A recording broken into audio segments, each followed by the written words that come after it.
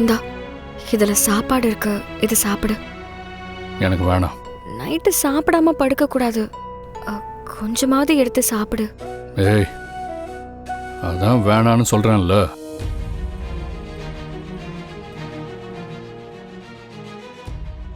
என்ன மன்னிச்சிரு, என்னால தானே இந்த பிரச்சனை, அதுக்காக தானே உன் அண்ணன் உன்னை அடிச்சாரு. இது மட்டும் இல்ல, எல்லா பிரச்சனையும் ஒன்னாலதான். நான் என்ன பண்ண? இன்னைக்கு பீச்சுக்கு போனது உன் பிளான் தானே? நீ தானே இந்த மாதிரி ஒரு ஐடியாவை கொடுத்து அவங்க எல்லார் மனசையும் மாத்தினது.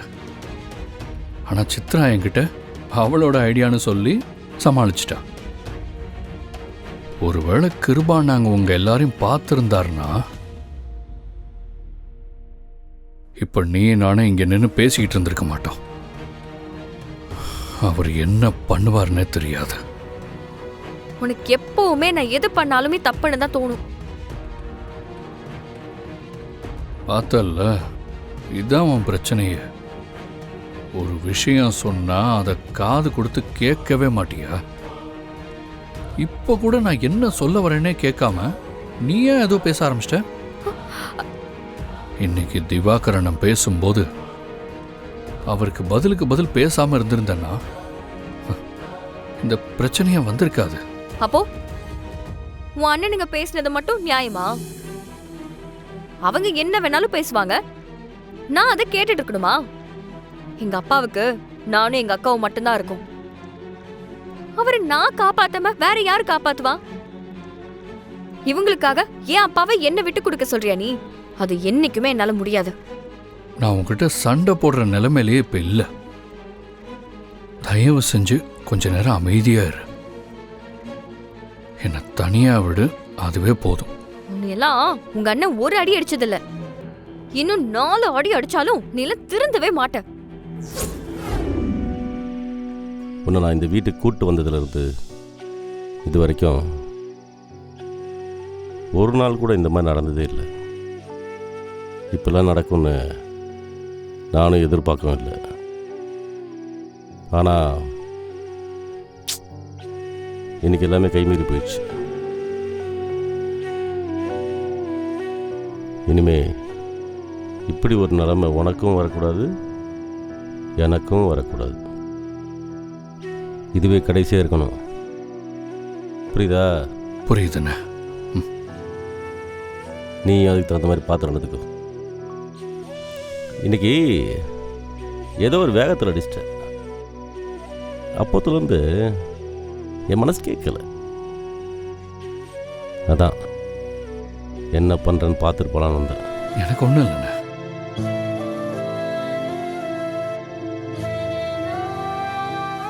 இது வர்ற நான் அடித்ததை பற்றி யோசிச்சுட்டு இருக்காம, நான் ஒரு வேலை சொன்னால் அதை சரியாக செய்ய வேண்டிய வேலையை மட்டும் பாரு. கர்ணா, என்னடா வலிக்குதா? இவ்வளோ நேரம் வலிச்சதுண்ணே. ஆனால் நீங்கள் இங்கே வந்து பேசினதுக்கப்புறம் அந்த வலியெல்லாம் காணாமல் போயிடுச்சு.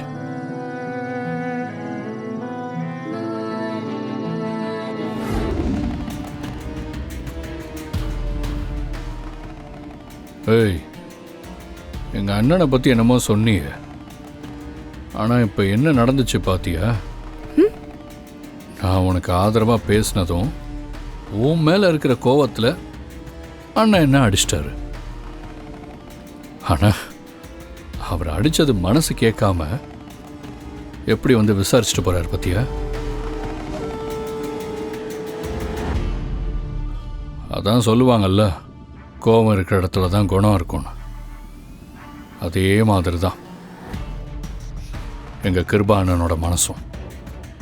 வெளியில இருந்து தான் பார்க்க கோபமாக இருக்கிற மாதிரி தெரியவார், ஆனால் மனசு இலகுனதும் எப்படி வந்து பேசிட்டு போனார் பத்தியா? இப்படி ஒரு அண்ணன் கிடைச்சது என்னோட பாக்கியம். அவருக்கா அடி என்ன, என் உயிரை கூட நான் கொடுப்பேன். நீ அண்ணன் அண்ணன் உன் விசுவாசத்தை காட்டுற, ஆனா அவங்க உன்னை ஒரு நாய் மாதிரி தான் பாக்குறாங்க. இப்ப கூட இங்க வந்து உன்னை நான் அடிச்சது தப்பு, என்ன மன்னிச்சிருன்னு ஒரு வார்த்தை சொன்னாரா? இல்லையே. ஒரு நாயை அடிச்சிட்டு அதுக்கப்புறம் அது மேல பரிதாபப்பட்டு கொஞ்சற மாதிரி உன்கிட்ட ஆசையா 4 வார்த்தை பேசிட்டு போறாங்க, அவ்வளவுதான். இதுக்கே நீ ஏதோ பெருசா நடந்த மாதிரி இவ்ளோ சந்தோஷப்படுற? உன் அட்வைஸ் எல்லாம் எனக்கு தேவையில்லை, புரியுதா? என் அண்ணனை பற்றி எனக்கு நல்லா தெரியும். நீ நேத்து வந்தவ, எங்க 2 பேருக்கும் நடுவில் இருக்கிற இந்த உறவு உன்ன மாதிரி சரி தப்புன்னு பார்க்க தெரிஞ்ச ஆளுக்கு புரியாது. நம்ம கட்சி ஆரம்பிச்சு 20 வருஷம் ஆகுது. நம்ம ஆட்சியில் இது வரைக்கும் பண்ண நலத்திட்ட உதவிகள் எல்லாத்தையும் பெருசா விளம்பரப்படுத்தி ஒரு ஆண்டு விழா மாதிரி பண்ணலான்னு முடிவு பண்ணியிருக்கோம். அதெல்லாம் எங்க எப்படி பண்ணலான்னு பேசதான் இந்த மீட்டிங்கே. தாராளம் பண்ணிடலாம்ல.